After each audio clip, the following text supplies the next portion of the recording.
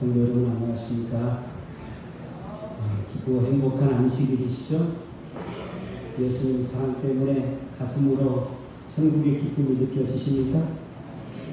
그렇다면 마음을 다해서 이렇게 고백해 보시겠습니까? 우리 다 같이 하나님 감사합니다. 하나님 감사합니다. 여러분 우리에게 주신 두 번째 선물은 바로 믿음의 형제들이죠. 그러면 여러분 옆에 계신 분 한번 손 다시 한번 잡아보시겠습니까? 잡으시고 이렇게 인사해 주십시오. 우리 집사님 하나님 주신 최고의 선물입니다.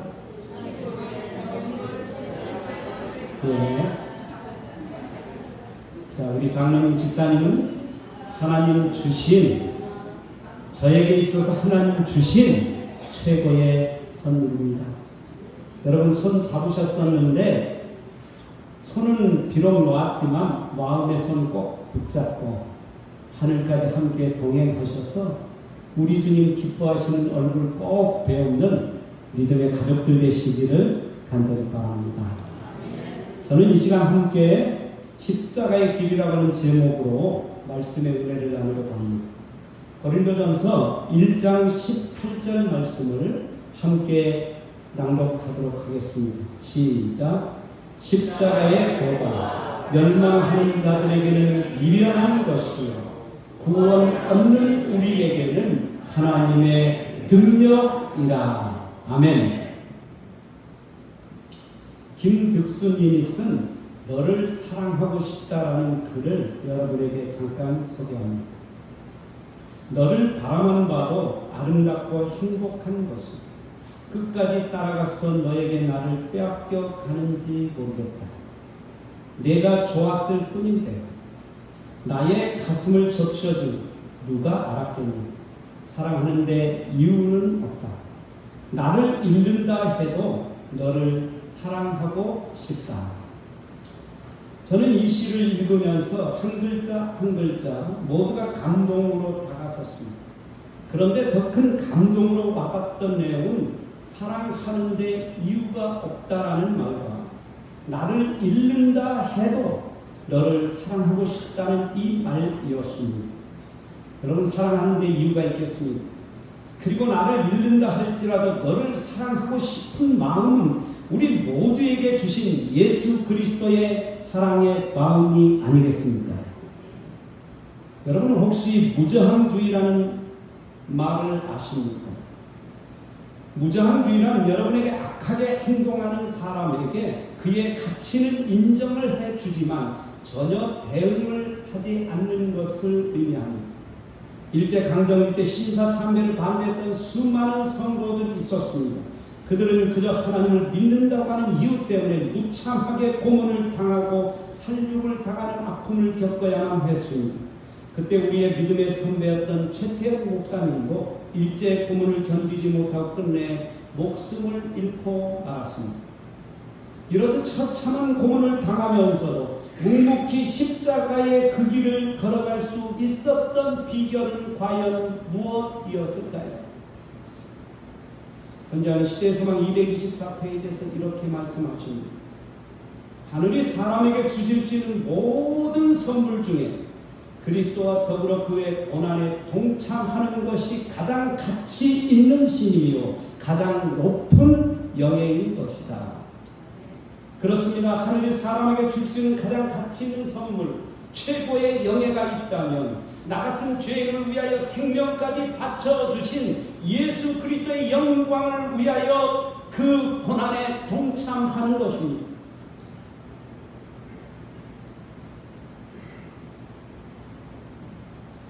예수님의 사랑 때문에 십자가의 그 길을 묵묵히 걸어가는 것이야만 예수님께서 나 같은 죄인을 구원하시고 지금도 여전히 7번씩 7번 용서하셔서 하나님의 거룩한 사명을 위하여 살아가게 하신 하나님의 거룩한 자녀들의 마땅한 신앙 행동이 아니겠습니까? 우리의 믿음의 선배들은 우리를 위해 생명까지 내어주신 예수님 때문에 그분의 영광을 위해서라면 그 어떤 고난도 불사했던 것입니다. 그래서 사도 바울은 갈라디아 교회 편지를 보내면서 다음과 같은 권면을 했던 것입니다. 갈라디아서 5장 24절입니다. 그리스도 예수의 사람들은 육체와 함께 그 정과 욕심을 십자가에 못 박아내리라. 그리스도인의 가치란 자신이 가지고 있는 힘에 의하여 평가되는 것이 결코 아닙니다. 그리스도인의 가치란 이 땅에서 얻어진 재물의 역량에 의하여 평가되는 것이 결코 아니라고 하는 사실입니다. 그리스도인의 가치란 이 땅에서 자기가 경험한 축적된 업적이나 실적 가지고 평가되는 것이 결코 아닌 것입니다. 그리스도인의 가치란 오직 그가 가진 정과 욕심을 십자가에 못 박힌 정도에 의해서만 평가되는 것입니다. 그렇기 때문에 골고다 언덕에서 예수님께서 십자가에 못 박혔을 때에 사람들은 경이감에 차서 다음과 같은 고백을 했던 것입니다. 마태복음 27장 54절입니다. 백부장과 및 함께 예수를 지키던 자들이 지진과 그 되는 일을 보고 심히 두려워하여 가로되 이는 진실로 하나님의 아들이었도다 하니. 세상적 안목으로 볼 때는 주님은 한없이 무기력해 보였습니다. 그러나 묵묵히 십자가 지신 예수 그리스도를 바라보았던 사람마다 경외감에 차서 두려움에 차서 한결같은 마음으로 다음과 같은 고백을 했던 것입니다. 예수님은 참으로 하나님의 아들이었도다.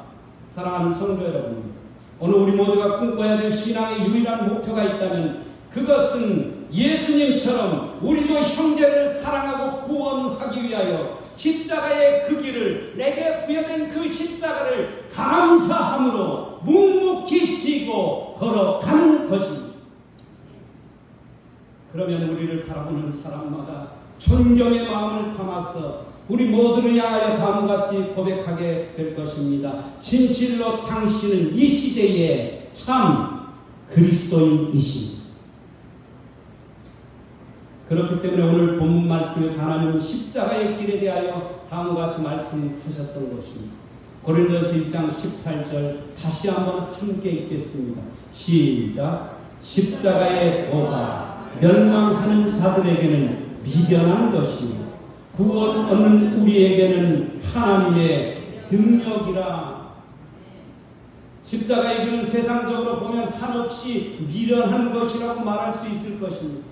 나를 때리는 자들 앞에서 아무런 저항도 없이 무참히 막고 있다면, 나의 자존심을 건드리고 비난하는 사람들 앞에서 아무런 대꾸도 없이 그저 묵묵히 당하고만 있다면 세상 사람들은 그를 바라보면서 바보 천치 같다고 이야기할지도 모릅니다.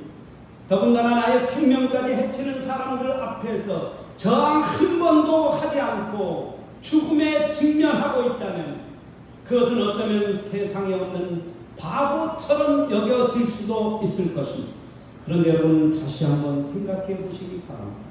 그 결과로 세상 모든 사람들이 생명을 얻을 수 있다면, 그 결과로 천국의 기쁨을 누릴 수만 있다면, 나 하나 죽어서 전 인류가 구원받을 수만 있다면 마땅히 그 길을 걸어가야 되지 않겠습니까?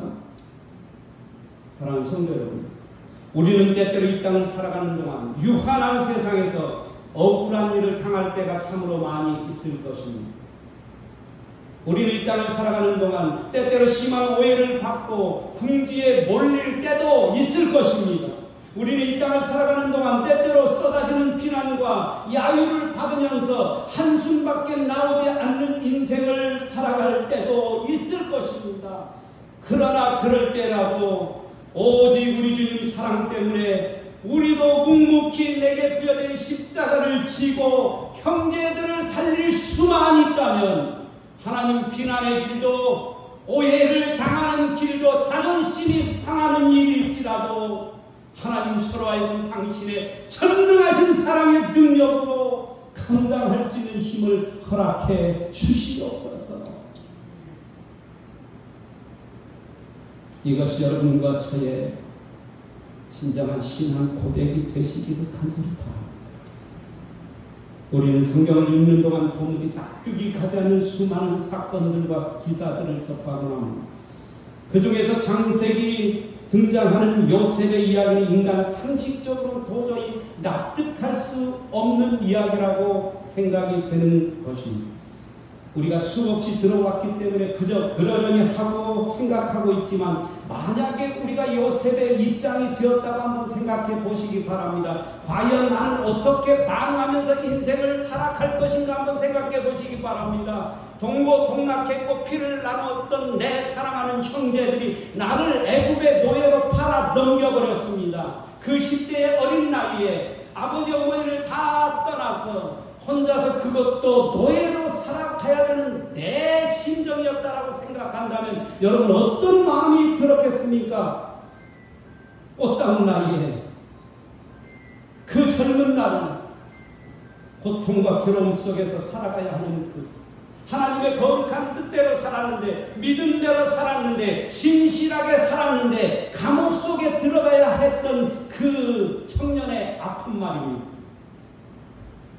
여러분 그럼에도 불구하고 전능하신 하나님께서 형통케 하심을 경험하면서 하나님만이 내 생의 주권자임을 믿으면서 내 형제들이 아무리 나를 아프게 한다 할지라도 나를 고통준다 할지라도 하나님만은 내 영혼의 생명의 지어자가 되시니 하나님께서 알아주시니 하나님께서 내 영혼을 하늘까지 인도해 주실 것이니 하나님 담대한 믿음으로 저 애국 사람들의 아픔 속에 들어가 저들의 영혼까지도 하나님께로 이끄는 영광을 얻게 해달라고. 그래서 그는 그렇게 보디발의 집에서 그렇게 감옥 속에서 하나님의 이름의 영광을 위해 형제들을 위하여 몸바쳐 헌신하는 믿음의 길을 묵묵히 걸어갔던 것입니다. 그리고는 끝내 하나님께서 주신 놀라운 사랑의 은총으로 총리 대신에 오르고 전 세계가 기근으로 다 죽어갈 그들의 생명을 구원하는 위대한 역사의 주인공이 되었던 것입니다. 여러분 다 기억하실 것입니다. 이제 드디어 흉년이 들어서 먹고 살 것이 없게 되니 드디어 요셉의 형제들도 아버지도 굶어 죽게 생겼을 때 들려왔던 그 소식, 생명의 소식, 구원의 소식, 애굽에서 들려오는 양식의 소식을 듣고 그것에 갔습니다. 여러분 저는 이런 생각합니다. 솔직히 제가 목사 노릇하고 있지만 내가 만약 그 입장에 서 있다면 하나님 그동안 그 숱한 세월을 고통과 괴로움으로 살도록 만든 저 형제들을 벌줄 시간을 허락해 주시는군요.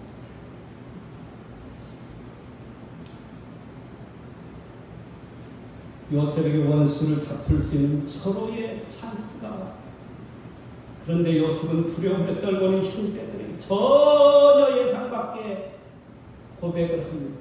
창세기 45장 5절 같이 읽습니다. 시작. 당신들이 나를 이곳에 팔았으므로 근심하지 마소서. 한탄하지 마소서. 하나님의 생명을 구원하시려고 나를 당신들 앞서 보내셨습니다. 하나님의 역사는 언제나 십자가의 길을 마땅하다고 생각하며 걸어가는 사람들에 의하여 흘러왔음을 그는 그의 삶을 통하여 증명하고 있는 순간인 것이죠. 요셉은 인간으로 상상할 수 없는 길을 선택했습니다. 시기와 질투 때문에 엄청난 고통의 순간을 겪고 있으면서도 여전히 원수를 형제로 대하고 있는 것입니다. 아니, 단 한순간도 형제가 아니었던 적이 없었습니다. 어떻게 이런 일이 가능할 수 있었겠습니까? 그것은 인간의 생사화복을 주관하시는 분, 인간의 생명과 구원과 그의 모든 삶을 주관하시는 분이 사람이 아니고 환경이 아니고 여건이 아니고 하나님이시라고 하는 분명한 믿음이 가슴 속에 있었기 때문에 가능했던 것입니다. 세상 사람들이 나를 몰라준다 할지라도 그것은 결코 문제가 되지 않는 것입니다. 심지어 내 가족들이 나를 배신한다 할지라도 하나님만은 나의 모든 사정을 알아주실 것을 믿는 마음이 있는 사람들은 환경과 여건이 문제가 되지 않는 것입니다. 때때로 형제들로 오해당하는 것이 문제가 되지 않는 것입니다. 때때로 때때로 형제들이 나를 힘들게 하는 것이 문제가 되지 않습니다. 오히려 하나님처럼 하여금 저 영혼을 붙여주셔서 하나님의 사랑의 영광을 드러내시고 모두가 다 함께 구원받도록 하시기 위한 하나님의 섭리라고 믿는 것입니다. 믿음 있는 사람, 그리스도의 사랑의 심장을 인식한 사람만, 진실한 믿음을 가진 사람만 그렇게 행동하는 것입니다. 그렇기 때문에 요셉은 어떻게 하나님만을 의지하고 사랑의 힘으로 묵묵히 십자가의 그 길을 걸어갈 수가 있었던 것입니다. 다윗의 초기 생애 역시 고난과 시련의 연속이었습니다. 골리앗 장수를 때려눕혔을 때 이스라엘 백성들이 외쳤습니다. 다윗이 죽인 자는 만만이요 사울이 죽인 자는 천천이다. 모든 사람들이 칭송했습니다. 모든 사람들이 구국의 영웅으로 올려놓았습니다. 여러분, 그때부터 사울 왕이 죽이기 위해서 혈안이 되어 쫓아다니기 시작했습니다. 하나님 뜻대로 행했는데, 하나님의 영광에 목숨 바쳤는데, 백성들을 살리기 위해서 혼신의 힘을 다했는데 쫓겨다니는 도망자 신세가 되었습니다. 원망하고 불평해도 정말 그럴 수밖에 없다라고 동정할 수밖에 없는 입장이었습니다. 그럼에도 불구하고 한순간도 원망하지 않습니다. 한순간도 불평하지 않습니다. 심지어 원수 갚을 서로의 찬스가 와서 잠든 바로 사울이 눈앞에 있을 때 여러분 잘 아실 것입니다. 하나님 드디어 기회가 왔군요. 기회가 왔어요. 하나님 뜻대로 하지 않는 이런 백성 당연히 제거해야 되겠지요. 그러나 그는 옷자락을 폈습니다. 그것마저도 회개를 합니다. 참 한심한 이야기 아닙니다. 답답한 이야기가 아닙니다. 우리는 때때로 말이죠. 일본하고 축구만 해도요. 그래서 우리가 3대 빵으로 지면 기분 엄청 나쁩니다. 경험하시잖아요. 제가 사실 일제치하를 경험하지 않았는데도 불구하고 그 소식을 들으면 화가 납니다. 그런데 5대 빵으로 이겼다면 속 시원합니다. 예? 드디어 하나님께서 원수 갚아주시는구나. 하나님께서 원수를 갚아주신다. 아우 속 시원해. 그래서 바로 눈앞에 있는 그 사람을 딱 비워가지고 딱 올리면서 이렇게 하나님 뜻대로 하지 않고 구국의 영웅을 죽이는 사람들은 이렇게 하나님이 처단하신다 외쳐도 모든 백성들이 환호했을 것입니다. 그런데 그는 옷자락 된 것 때문에 자책. 그리고 이렇게 고백합니다. 다윗이 일어나서 사울의 겉옷자락을 가만히 배웁니다. 그리하며 사울의 옷자락 뱀을 인하여 다윗의 마음이 찔려 자기 사람들에게 이르되 내가 손을 들어 여호와의 기름 부음을 받은 내 주를 치는 것은 여호와께 금하시는 것이다. 그는 여호와의 기름 부음을 받은 자가 되리라. 영감받은 선지자가 이 말씀을 이렇게 주석했습니다. 복수하지 마라. 그대는 할 수 있는 대로 오해의 원인이 되는 모든 것을 제거해 버리라. 악은 모양이라도 버리라. 원칙을 희생하지 않는 한 그대에게는 모든 힘을 다하여 다른 사람과 화목하도록 하라. 선지자는 오늘 이 시대에 불신과 반복 속에서 살아갈 수밖에 없는 현실에 직면한 여러분과 저를 향하여 강력하게 권고합니다. 복수하지 말아라. 악은 모양이라도 버려라. 마음속에 조그만 미움의 감정이라도 다 털어내라. 하나님의 영광 위해서 살기를 작정했다면 하나님의 교회에 오를 때마다 하나님의 사랑의 영광이 내 가슴 속에 완전히 스며서 세포마다 주님은 사랑이라고 세상 만민 앞에 선포하는 위대한 믿음의 사람이 되라. 주님께서 그렇게 우리를 초청하십니다. 그렇죠. 모든 사랑과 힘을 화목하기를 힘써야 합니다. 화목해야 된다. 오늘 내가 그토록 반복하고 불신하며 마음으로 응어리진 가슴으로 살았던 그 사람이 어쩌면 오늘 저녁에 잠들 수도 있다. 하나님, 한순간도 내 마음속에는 미움의 감정 사라지고 언제 어느 때라도 예수님 오시면 주 예수여 어서 오시옵소서 그렇게 간증하고 고백하면서 사는 참 그리스도인이 되도록 도와주시옵소서. 이것이 우리 모든 역사의 마지막 남은 자손 제7일 안식일 예수 재림 교인들이 여러분과 제가 걸어가야 될 필연적인 운명의 기름을 기억하게 되시기를 간절히 바랍니다. 그래서 선지자는 다시 한번 말씀합니다. 우리가 세상에 사는 동안 우리는 반대의 세력을 만나게 될 것이다. 성질을 자극하여 화가 나게 하는 일이 있을 것이다.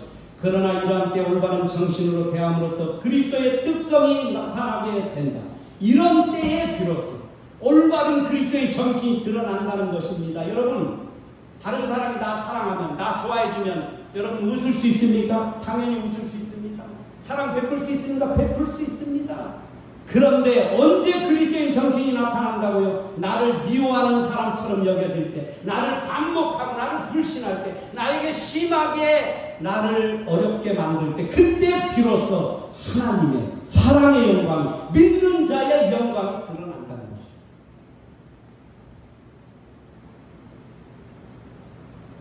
만일 그리스도께서 우리 안에 계시게 되면 우리는 짜증이 나고 화가 날 수밖에 없는 경우에도 인내하고 친절하고 오래 참게 될 것이다.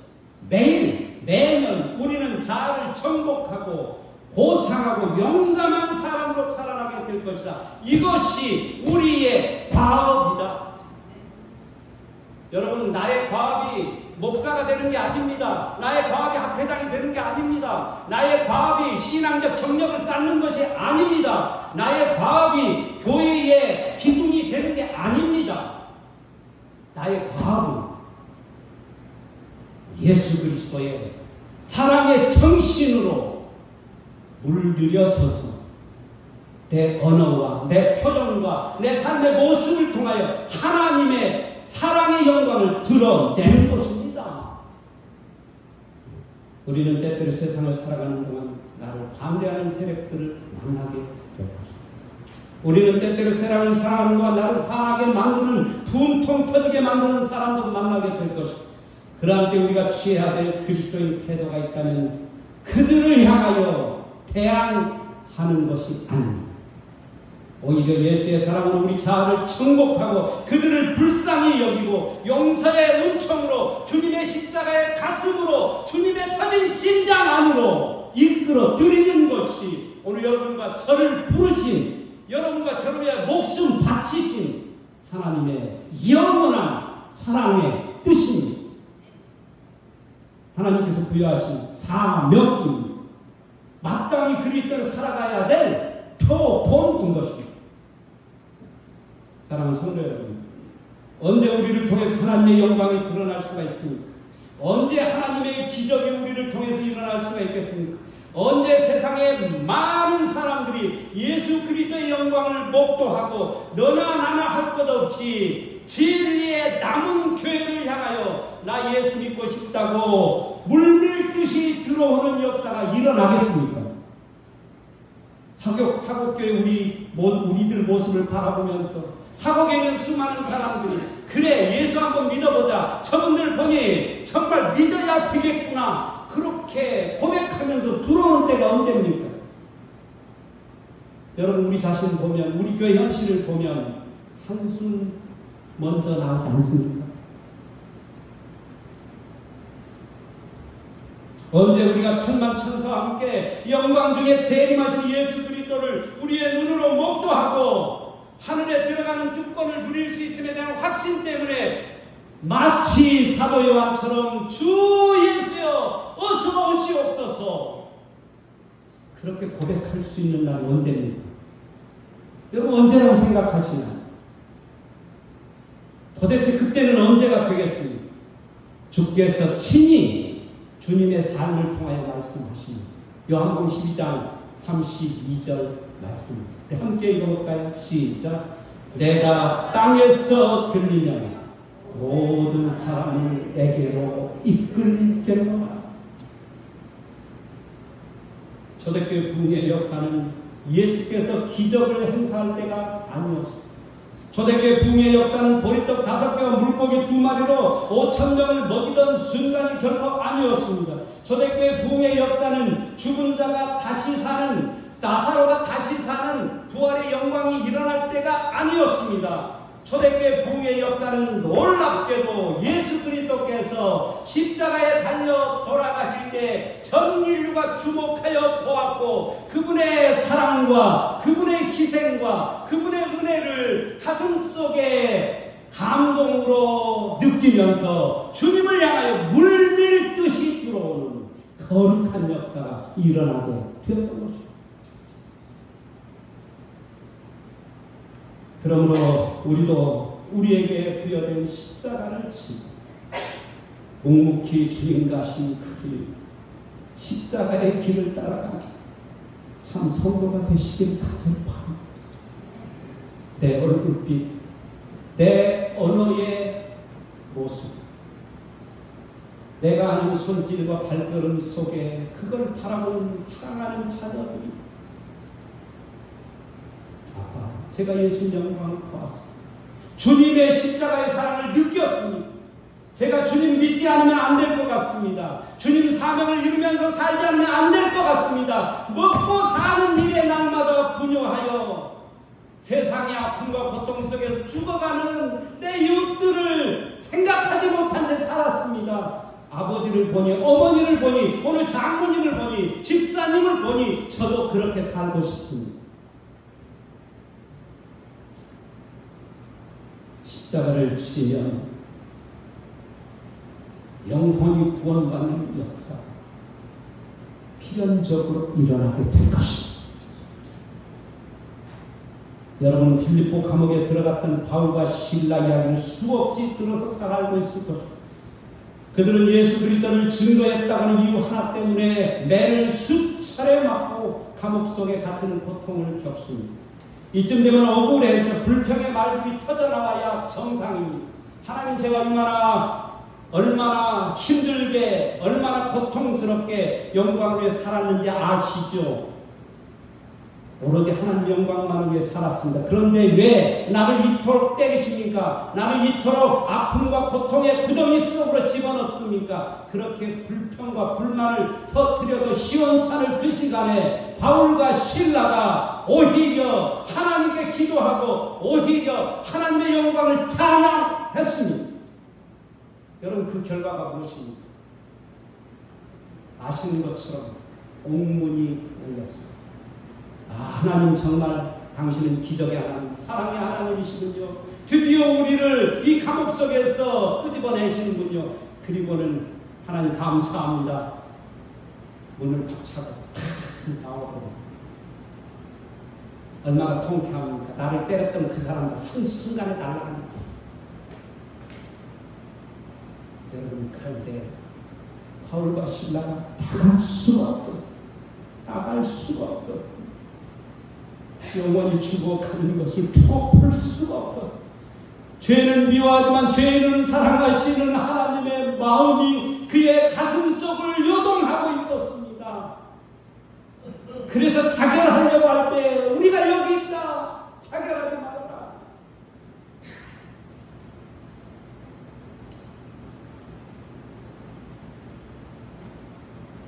그러자 간수가 바울과 실라 앞에 무릎을 꿇었습니다. 복수의 칼날 앞에 무릎을 꿇은 것이 아니라 여전히 십자가를 짊어진 사랑의 바울과 실라의 거룩한 신앙 모습 속에 하나님의 사랑 안에 온전히 무릎을 꿇은 것입니다. 하나님의 거룩한 사랑의 임재 앞에, 십자가의 거기한 희생 앞에 무릎을 꿇고 외쳤습니다. 선생님이여, 내가 어떻게 해야 구원을 얻을 수가 있겠습니까? 바울과 실라가 말했습니다. 주 예수를 믿으라. 그리하면 너와 내 집이 구원을 얻으리라. 드디어 원수가 친구가 되었습니다. 그날 저녁은 원수 갚는 날이 아니라 원수가 형제가 되고 그리스도의 복음으로 한 가족이 되는 축제의 날, 구원의 감격이 있는 날로 바뀌어지는 기적이 일어나게 된 것입니다. 그것은 오직 십자가의 길, 희생의 길을 걷기로 작정한 바울과 실라의 진실한 믿음 때문에 가능했던 것. 그것은 십자가에서 온 인류의 죄를 가슴에 품고 심장이 터져서 돌아가시면서도 자신을 찌르는 자 앞에서 저들의 죄를 용서해 달라고 주님 저들이 아는 것을 알지 못한다고 고백하셨던 예수 그리스도의 사랑의 은혜 때문에 구원의 역사에 동참하게 된 것입니다. 그렇기 때문에 주님이 여전히 이 시대를 살아가는 여러분과 저를 향하여 이렇게 말씀하십니다. 누가복음 6장 32절 같이 읽겠습니다. 시작. 너희가 만일 너희를 사랑하는 자를 사랑하면 칭찬받을 것이 무엇이뇨? 죄인들도 사랑하는 자를 사랑합니다. 다시 말씀합니다. 악에게 지지 말고 선으로 악을 이기라. 다시 이렇게 말씀하십니다. 애매히 고난받고 계신 분이 있습니까? 주께서 이렇게 말씀하십니다. 애매히 고난을 받아도 하나님을 생각함으로 슬픔을 참으면 이는 아름다우나 죄가 있어 매를 맞고 참으면 무슨 칭찬이 있으리요? 오직 선을 행함으로 고난을 받고 참으면 이는 하나님 앞에 아름다우니라. 여러분, 아름다운 신앙을 하고 싶지 않습니까? 나 같은 죄인을 위하여 아름다운 사랑을 베푸신 주님 앞에서 이제 진짜 그리스도인으로 한번 살고 싶은 열망이 있지 않습니까? 하나님, 정말 제가 진짜 그리스도인 되고 싶습니다. 지금까지 살아온 것 가짜였습니다. 행색대나 하면서 살았습니다. 목사라고 힘주어 살았습니다. 학회장으로 힘주어 살았습니다. 말도 안 되는 행동을 통해서 너무나도 많은 사람 상처를 당하고 심지어는 사랑한다고 고백하며 같이 사는 가족들마저도 힘들었습니다. 하나님, 이제부터 십자가 지고 저들의 아픔을 기쁨으로 바꾸게 도와주시옵소서. 저들의 죽음을 영원한 부활로 승화시키게 도와주시옵소서. 저들의 영원한 절망을 영원한 생명으로 바꾸는 기적의 주인공으로 살아가도록 도와주시옵소서. 그것이 여러분과 저의 신앙 고백이 되시기를 간절히 바랍니다. 모든 사람들이 잠든 저녁 늦은 밤이었습니다. 그날도 어김없이 남편은 술에 취해서 고래 소리를 지으며 집으로 돌아왔습니다. 이제나 저대나 돌아올까 또 심초사하며 기다리던 남편이 들어오자 안도의 한숨을 쉬었습니다. 여보, 어서 오세요. 많이 힘드셨죠? 그리고는 밥상을 차리려고 얼굴을 돌리려던 순간이었습니다. 갑자기 남편은 벗은 구두를 집어 들더니 아내 얼굴을 향하여 세차게 집어 던졌습니다. 그리고는 고래고래 소리를 지르면서 이렇게 외쳤습니다. 그래, 교회가 밥 먹어야 되냐? 돈 벌어야 되냐? 도대체 나가지 말라는 교회는 왜 자꾸 나가는 거야? 아내는 구두굽에 맞아 이마가 찢어져 피가 나고 시퍼렇게 멍이 들었습니다. 그럼에도 불구하고 아내는 아무런 대꾸도 대응도 하지 않았습니다. 30분 정도 소란을 떨던 남편은 지칠 대로 지쳤는지 그만 침대에 쓰러져 잠들고 말았습니다. 그리고 난 다음날 아침 남편은 아무 일도 없었다는 것입니다. 이마에 밴드를 붙인 아내를 보면서 아내가 차려준 밥을 먹었습니다.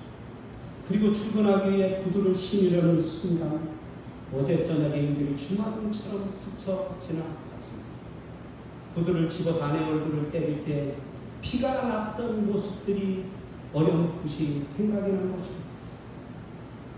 그런데요, 자신이 아내의 명상을 때려서 고통을 주었던 그 구두를요, 반짝반짝 윤기나게 닦아서 가지런히 놓여있는 모습 눈에 들어온 것입니다. 그 순간 무뎌졌던 양심이 일깨워지면서 갑자기 눈시울이 뜨거워지기 시작했습니다. 나는 구두를 가지고 아내 이마를 때려서 피를 나게 만들었는데 아침밥을 차려주고 그 구두를 닦아놓고 남편은 그만 할 말을 잃어버렸습니다. 도대체 내 아내가 다니는 교회는 어떤 교회일까? 내가 그토록 괴롭히는데도 어쩌면 저렇게 한결 같을 수 있단 말인가?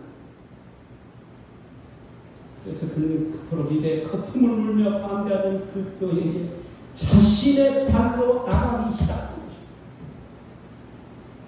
그리고는 다시는 아내를 괴롭히지 않는 착한 남편으로 변화되는 기적을 경험하고 아내와 더불어 손붙잡아 하나님 교회에서 사랑으로 봉사합니다. 전혀 다른 기적의 남편이 되었던 것입니다. 사랑하는 성도 여러분, 주님은 나를 위해 이 땅에 종으로 오셨습니다. 주님은 나를 위해 이른 것이 7번이라도 용서해 주면서 지금까지 나를 그토록 사랑으로 이끌어 오셨습니다. 주님은 나를 위해 묵묵히 십자가를 지시고 골고다 언덕길을 오르시고 끝내 피 한 방울까지 아낌없이 허락해 주셨습니다. 그리고 지금 이 순간도 하늘 보좌 우편 지성소에서 나의 피 하시면서 여러분 모두의 죄를 깨끗이 용서해 주시고 그렇게 고통의 땅에서 영원히 살지 말고 빨리 하늘에 가자. 그러니 제대로 된 믿음을 가지고 살라고 천국의 기쁨을 이 땅에서도 누리면서 살기를 바란다고 여전히 호소해 주시는 주님의 그 크신 사랑, 이 놀라운 사랑, 이 놀라운 은혜를 어찌 감당할 수가 있겠습니까? 그러므로 이제 우리도 구두굽에 찍혀서 피가 나는 일이 있더라. 아직도 주님 사랑을 모른 채 살아가는 남편을 위하여, 아직도 주님의 사랑을 잘 몰라서 여전히 하나님 믿노라고 공언하면서도 힘들게 하는 그 성도를 위하여, 여전히 하나님을 모르기 때문에 우리의 이웃에서 나를 아주 힘겹게 만드는 그 이웃을 위하여 마음을 다해 십자가를 지고 주님의 뜨거운 십자가의 사랑의 심장으로 날마다 다가가는 참 믿음의 성도가 되시기를 간절히 바랍니다. 우리 역시 때때로 이 땅을 살아가다 보면 나를 힘들게 하는 사람을 만나게 될 것입니다. 우리 역시 때때로 도저히 참을 수 없는 분노가 치밀어 오르는 무지막지한 말들을 들을 때도 있을 것입니다. 그런 순간이 찾아오면 채찍에 맞아 살이 갈비갈비 찢겨진 채로 십자가를 지고 골고다 언덕길을 오르셨던 우리 주님을 생각하면서 하나님, 저도 묵묵히 십자가를 지고 끝까지 걸어가도록 하나님 힘을 주십시오. 그리하여 하나님 사랑의 영광을 나의 삶을 통하여 날마다 선포하고 수많은 영혼들을 주님께 이끄는 이 시대의 참 남은 자손이 되도록 도와주시옵소서. 이름만이 제7의 안식일 예수 재림교인이 아니라 진실로 예수님의 재림을 맞이할 만한 넉넉한 하나님의 마음으로 살아가는 이 시대의 진정한 재림교인이 되도록 도와주시옵소서. 사랑하는 성도 여러분, 정녕 이 땅에서 우리도 천국을 미리 맛보면서 살아가기를 소원하지 않습니까? 이제는 뜨거운 사랑으로 충만케 된 초대교회 부흥의 역사를 오늘 우리 교회, 유국교회, 사곡교회에서도 다시 한번 그 역사를 경험하고 싶지 않습니까? 정녕 우리 교회가 사랑의 샘이 솟고 행복이 넘치는 천국의 가정이 되기를 간절히 여러분 소원하지 않습니까? 이왕에 이 땅에서 태어나서 사는 것, 사랑밖에 모르기 때문에 그 사랑 때문에 온 가족 식구들이 날마다 노래 부르면서 살아가는 그런 가정 되기를 간절히 소원하지 않습니까? 그렇다면 지금부터 주님께서 가신 십자가의 그 길을 기쁨으로 따라가는 성도가 되시기를 간절히 바랍니다.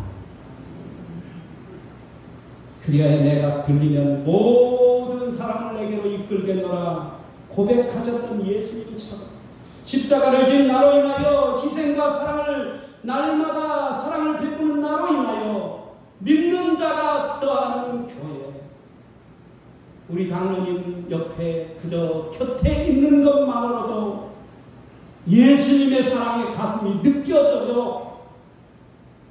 그러니 저는 정말 하나님께서 너무 큰 축복을 주셨다고 느껴요. 여러분, 이렇게 고백하면서 우리 다 함께 손에 손을 붙잡고 날마다 믿는 자가 거하는 교회, 예수 그리스도의 재림을 맞이하여 흥분하는 마음, 기대되는 마음으로 살아가는 교회, 그런 교회가 오늘 우리 우천원교회, 사복교회가 되시기 바랍니다. 그리하여 우리 주님 이 땅에 오시는 날, 주님께서 오시는 그날, 사도 요한처럼 감히 주님 앞에 주 예수여 어서 오시옵소서. 여러분, 그렇게 고백하고 저 하늘 유리바닷가에서 우리 다 함께 하늘 시탁에 불러앉아 모세의 노래와 어린 양의 노래를 함께 부르는 우리 모든 믿음의 가족들 되시기를 서로 바라면서 말씀을 마치겠습니다.